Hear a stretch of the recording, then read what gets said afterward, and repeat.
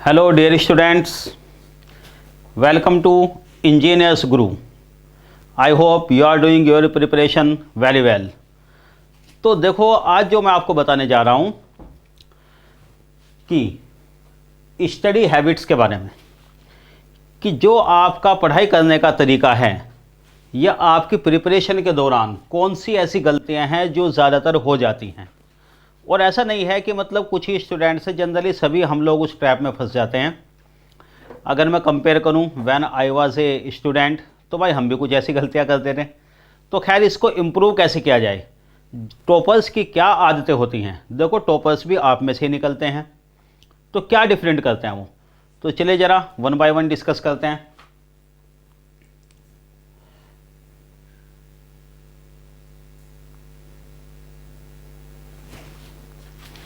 First one, make a good study point. देखो जैसे अगर एक कैजुअल स्टडी करते हो आप लोग कि भाई कभी इस टेबल पे बैठकर पढ़ लिया, कभी डाइनिंग टेबल पर बैठ गए और कभी पता है बिस्तर में लेट कैसे पढ़ रहे, तो भाई ध्यान रखिए उसमें कंसंट्रेशन नहीं बनती। कंसंट्रेशन बनती है एक आप अपने पढ़ने की जगह फिक्स कर लें, ठीक है ना। जो भी जगह पॉसिबल हो, आप घर में तैयारी कर रहे हो अपने घर में रहकर, क्योंकि आजकल ऑनलाइन क्लास का ज़माना है, या अगर आप हॉस्टल में हो during BTech you are going to prepare, ठीक है ना, कहीं भी, तो एक अपनी प्रॉपर हैबिट बनाए। हॉस्टल में इसलिए आपने देखा भी होगा रूम में जो एक बेड के साथ साथ एक टेबल वगैरह चेयर ज़रूर मिलती है, वो इसीलिए क्योंकि वहीं पे प्रॉपर कंसंट्रेशन बनती है। तो टेबल और चेयर ये जो भी जगह है आप एक प्रॉपर जगह रखें। उसमें देखो एक और फ़ायदा होता है, फॉर एग्ज़ाम्पल आप कंसंट्रेट करके पढ़ाई कर रहे हो अपनी, और बीच में आपको कोई बुला लेता है, कोई इंटरप्शन आ गया, कोई गेस्ट आ गए, या 2 मिनट के लिए जाना है पानी पीने, कुछ भी ऐसा काम आ गया, आप सिंपली अपनी बुक या अपनी नोटबुक है वहीं पर रखा छोड़ सकते हो एज इट इज़। 5 मिनट बाद आओ दोबारा शुरू कर दोगे। वो होता है ना कि दोबारा जो पोटेंशियल बनाने का टाइम है वो आपका लॉस्ट नहीं होगा। अदरवाइज़ क्या होता है, कहते हैं ना कि एक बार एकदम टूट गई, पढ़ाई कर रहा था मैं अच्छे से, अब घर में कुछ गेस्ट है उन्होंने बुला लिया, तो दोबारा मेरा मूड ही नहीं बना, सारा टाइम बेकार हो गया। वो जब भी होता है जब आप एक जगह अगर प्रॉपर पढ़ रहे तो आपको ये दिक्कत नहीं आएगी, ठीक है ना। उस जगह को ज़रा क्लीन रखें और बाकी आलतू फालतू की चीज़ें वहाँ मत रखें। मतलब क्लीन का मतलब यह है कि जो बुक आप उस टाइम पढ़ रहे, जितनी बुक्स की ज़रूरत है उस टाइम पे, जो सब्जेक्ट आप फोकस कर रहे हैं उनको रखें, बाकी थोड़ा सा एक तरफ कबर्ड वगैरह में लगा दें बुक्स।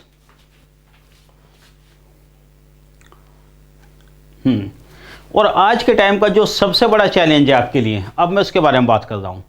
ये प्रॉब्लम हमारे साथ नहीं थी जब हम लोग पढ़ते थे। सोशल मीडिया को कोशिश करें अवॉइड करें।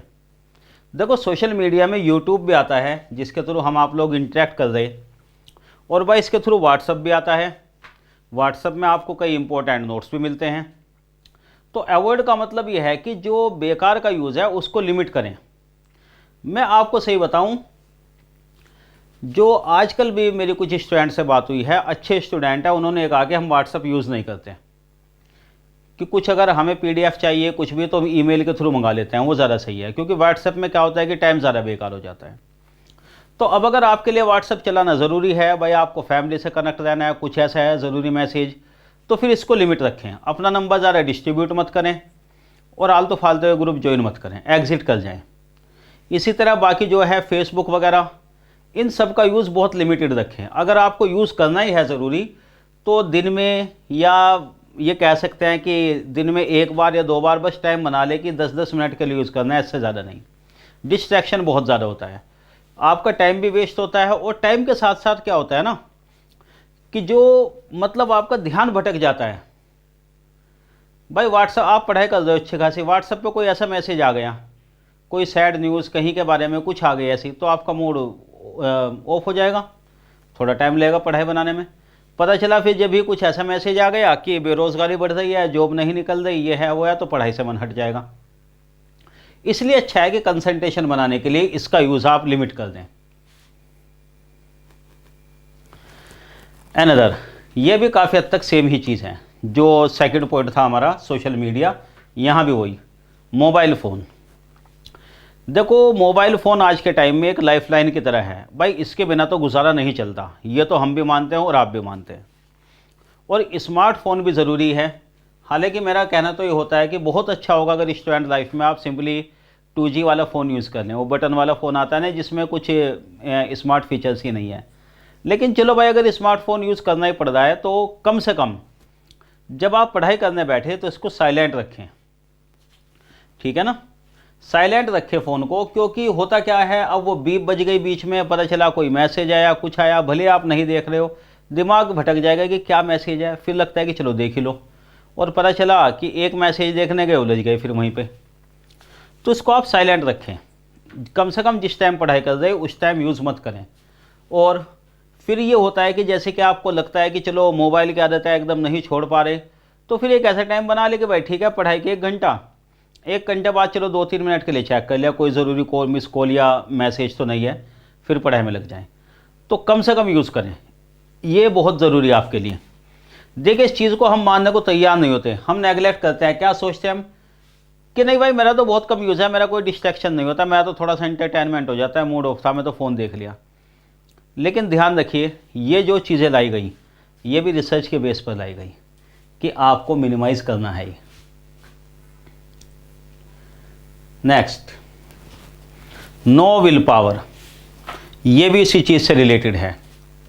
विल पावर, इच्छा शक्ति।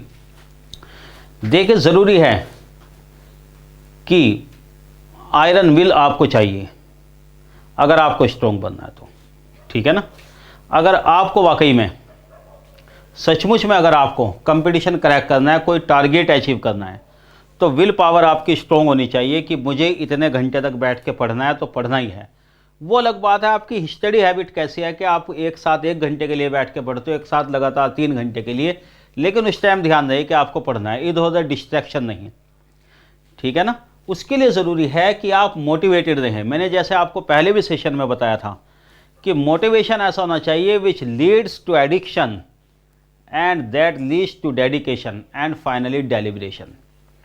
जब भी आपको एडिक्शन आएगा पढ़ाई का, और जब एडिक्शन होता है, नशा होता है किसी चीज़ का, तो फिर कुछ नज़र नहीं आता। इच्छा शक्ति इस लेवल के लेकर आए आप लोग। Take proper time to break, है ना। हाँ, यहाँ आप लोग थोड़ा सा खुश हो जाएंगे इस बात को सुनकर। यस, ये भी ज़रूरी है। Proper time, proper break, time to time. अब कितनी देर बाद ब्रेक लेना है, मैंने आपको पहले भी कहा था जैसे कि अपनी आदतें हर इंसान की अलग होती हैं कुछ। तो भाई ऐसा नहीं है कि आप एकदम अपनी आदत बदल लोगे। फॉर एग्ज़ाम्पल, कई स्टूडेंट ये कहते हैं, कई लोगों का कहना था, मेरे जो कुलीग भी थे IIT रुड़की में, कि भाई हम तो जब तक 6 घंटे एक साथ ना बैठे ब्रेक लेकर पढ़ाई में मन ही नहीं लगता, इसलिए रात को पढ़ते हैं, दिन में तो डिस्टर्बेंस रहता है कुछ ना कुछ।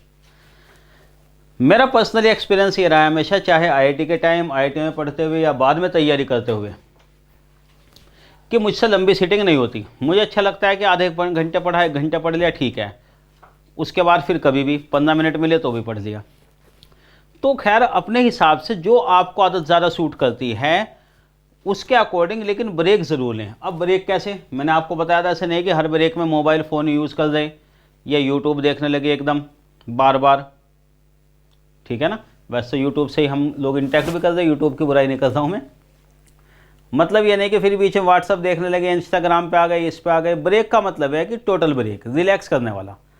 देखो, उसमें अच्छा ही है कि आप थोड़ा सा, जैसे कहते हैं ना, रिलैक्स फील करो, आंख बंद करके ऐसे थोड़ी देर बैठे रहो, 2-3 मिनट, थोड़ा रिलैक्स दो अपने आप को। उस ब्रेक में आप ये भी कर सकते हो कि भाई ठीक है, कुछ स्नैक्स वगैरह खाना है, कुछ खाने पीने की चीज़ें है, चाय है या जो भी कुछ वो लेना है। हालांकि हेल्थ हैबिट होनी चाहिए, ईटिंग हैबिट भी, तो वो चीज़, लेकिन ब्रेक ज़रूर लो। अब किसी को लगता है कि 2 घंटे बाद ही मैं ब्रेक लूँगा, वो भी सही है। किसी का 3 घंटे बाद, या किसी को लगता है हर घंटे के बाद मुझे 5 मिनट का ब्रेक चाहिए, ये ज़रूरी है। अगर आप ये सोचते हो कि 10 मिनट का ब्रेक लेने के 3 बार 10 मिनट का ब्रेक लिया, आधा घंटा वेस्ट हो जाएगा, ऐसा नहीं है। वो आधे घंटे का जो आपने ब्रेक लिया, आपने अपने आप को इतना रिचार्ज कर लिया, एनर्जी लेवल दोबारा से वहाँ पर ले आए कि आप फिर लगातार परफॉर्म कर सकते हो। Organise lecture notes. जहाँ तक बात है लेक्चर नोट की, लेक्चर नोट्स देखिए आप जैसे बनाते ही हो, ऑर्गेनाइज करना है। लेकिन इसको देखो कई बार क्या होता है एक्चुअली, ये क्योंकि मेरे साथ भी हो चुका कि हम जल्दी जल्दी में इतना गंदा लिख लेते हैं कि कई बार कई महीनों के बाद जब हम पढ़ते हैं हमारे खुद ही नहीं समझ में आता क्या लिखा था हमने, है ना। तो ऐसा भी नहीं हो। दूसरा, ऑर्गेनाइज वे में, मतलब हर एक सब्जेक्ट के लिए आपने जो अपना लेक्चर नोट बनाया, कॉपी बनाई या पेन टैब पे भी लिख रहे हो अलग अलग फोल्डर बनाकर, तो वो प्रॉपर ऑर्गेनाइज रहे, आपको पता रहे इस सब्जेक्ट का यहाँ पर है, इस सब्जेक्ट का यहाँ पर है, और इधर से उधर। ऐसा नहीं है कि कोई भी रफ कॉपी ले गए, कभी कुछ लिख लिया, कभी कुछ लिख लिया, कहीं पे कुछ लिखा हुआ, कभी कॉपी में अपनी नोटबुक में फ्रंट पेज से लिख रहे, कभी फिर पीछे के पेज से लिखना शुरू कर दिया। इस बात का ध्यान रखें, इसको प्रॉपर एक ऑर्गेनाइज फॉर्म में बनाएं और जहाँ तो हो सके साफ साफ भी लिखने की कोशिश करें। मतलब ये है कि जिसको आपको पढ़ने का दोबारा मन भी करें। वैसे तो ठीक है आपने राइटिंग जल्दी जल्दी भी लिखें तो ये तो समझ में आ जाएगा, लेकिन देखो एक चीज़ ये होती है, ह्यूमन टेंडेंसी है, अगर हमारे नोट्स भी हैं थोड़ा ठीक ठाक लिखे हुए हैं तो ज़रा अच्छा समझ में आता है। अब मैं आपसे ये नहीं कह रहा हूँ कि पहले दफ़ी करें फिर दोबारा फेर करके लिखे नोट्स, टाइम बेकार करने को। ये तो हो सकता है कि क्लास के टाइम आपने रफली लिख लिए नोट्स, रिवीजन करते हुए टाइम दोबारा उसको प्रॉपर लिख लें, वो तो अच्छी आदत है, उसमें रिवीजन भी हो जाएगा आपका, दोबारा लिखे भी जाएंगे प्रॉपरली। लेकिन केवल लिखने के लिए दोबारा लिखना वो तो टाइम वेस्टेज है। हाँ, ऑर्गेनाइज ज़रूर रखें। जॉइन और क्रिएट ए स्टडी ग्रुप, यहाँ बात आती है ग्रुप स्टडी की। अब ग्रुप स्टडी का कन्फ्यूजन, ग्रुप स्टडी से मतलब ये नहीं होता हमेशा कि हमेशा 4 लोग बैठकर पढ़ रहे या 6 लोग बैठकर एक साथ पढ़ रहे। उसमें हो सकता है कि भाई आप कंसंट्रेट ना कर पाओ। स्टडी के लिए कंसंट्रेशन अगर बनते हैं, ठीक है आप अकेले बैठकर पढ़ रहे हो, लेकिन एक टाइम रखो डिस्कशन का, कि जो आपके कन्फ्यूज़न है वो आप डिस्कस करो आपस में। कन्फ्यूज़न नहीं है, जो आपने पढ़ा है एक स्टडी ग्रुप बनाकर, जैसे कि भाई ठीक है एक ब्रेक भी ले लिया, शाम में या किसी टाइम सब लोग चाय पे इकट्ठे हो गए, 4-5 ग्रुप जो हैं अपने, वो डिस्कस कर लिया कि भाई क्या सब्जेक्ट पढ़ा, उसमें क्या था, उसमें फंडा ऐसे पढ़ा था, ये वाले न्यूमेरिकल लगाए, उसमें था एक न्यूमेरिकल में ऐसी कंसेप्ट मिली। ये जब आप डिस्कशन में लाते हो ना चीज़ें, एक्चुअली इससे फ़ायदा सबसे बड़ा ये होता है डिस्कशन में लाने से कि आपका इसमें इंटरेस्ट क्रिएट होता है, मज़ा आने लगता है फिर जब एक दूसरे डिस्कशन में करते हो, है ना भाई। जिसकी चीज़ के बारे में ज़्यादा बातचीत करते हैं हम, उसमें फिर और इंटरेस्ट आता है ना, और जिसमें इंटरेस्ट आता है उसके बारे में और बातचीत करता है। क्यूमुलेटिव प्रोसेस है ये, है ना। तो कई चीज़ें पता चल जाती हैं कि जो आपस में पढ़ी है, क्या किया है। लेकिन हाँ ये ज़रूर है, ग्रुप आपका होना चाहिए लाइक माइंडेड, जो डेडिकेटेड हो स्टडी के लिए आप ही की तरह। ऑब्वियसली अगर ग्रुप ऐसे मिल गया भाई वो खुद ही, जैसे कहते हैं ना कई लोग, ना तो मैं खुद पढ़ता ना किसी को पढ़ने देना, तो भाई ऐसा तो नहीं होना चाहिए। ये ग्रुप आप बनाए सोच समझ कर। Add motivation in your preparation through music. यहाँ म्यूज़िक तो मैंने फॉर एग्जाम्पल लिखा, जो भी आपकी हॉबी है वो। देखो हॉबी का मतलब यही होता है, ये तो जनरली इंटरव्यू के टाइम हम समझाते भी इस बारे में डिटेल में। हॉबी का मतलब होता है जो आप अपने लीजर टाइम में करते हो, यानी अपने खाली टाइम में करते हो, without expecting any monetary benefit. जहाँ आपको लग रहा है कि मुझे कोई मॉनेटरी बेनिफिट नहीं, कुछ गेन नहीं हो रहा, लेकिन फिर भी आपका करने का मन करता है। जैसे कि क्रिकेट देखना ही होता है, क्रिकेट खेलना, क्रिकेट बहुत लोगों की हॉबी है इंडिया में, इसलिए मैं इसके एग्जांपल से बता देता हूँ। तो भाई हमें कौन सा उससे फ़ायदा हो रहा है कुछ भी, लेकिन फिर भी मज़ा आता है देखने में कि चलो इंडिया की बैटिंग देखते हैं, अभी मैच शुरू होने वाला, या कुछ भी ऐसी चीज़ जो भी आपकी हॉबी है। कि ठीक है कुछ लोगों की हॉबी होते हैं कि राइटिंग समथिंग, कुछ लोगों की हॉबी योगा भी होती है, कुछ को मन करता है कि बस चलो वॉक करके आते हैं। तो वो चीज़ ज़रूरी है, क्योंकि जब आप अपनी पसंद का काम करते हैं तो आपको मोटिवेशन मिलता है पढ़ाई करने में भी। तो इसलिए ऐसा नहीं है कि कहते हैं ना कि भाई पढ़ाई करनी है बस अपने आप को डेडिकेट कर दो, वो तो ठीक है कर दो, लेकिन जो अपनी हॉबी को फॉलो करना है, टाइम अपने लिए निकालना कुछ, वो भी एक डेडिकेशन में आता है। आप अपने आप को रिचार्ज कर रहे हो उससे। तो डियर स्टूडेंट्स, फाइनली ये बार कोड आप स्कैन कर लीजिएगा हमारे कोर्सेज के लिए। इंजीनियर ग्रुप पे जो कोर्सेज चल रहे हैं उसके लिए, फ़िलहाल जैसे कि इलेक्ट्रिकल वालों के लिए पावर सिस्टम का कोर्स चल रहा है हमारा, इंजीनियरिंग मैथमेटिक्स भी चल रहा है, सिविल इंजीनियरिंग में बादल सर का जियो टेक्निकल कोर्स भी चल रहा है, और बाकी आप लोग कनेक्ट रहें और सेशन के लिए। तो ध्यान रखिए, मैंने आपसे जैसे पहले भी कहा था कि माना जीतने के लिए किस्मत ज़रूरी है, पर लड़ने के लिए, युद्ध करने के लिए हिम्मत भी ज़रूरी है।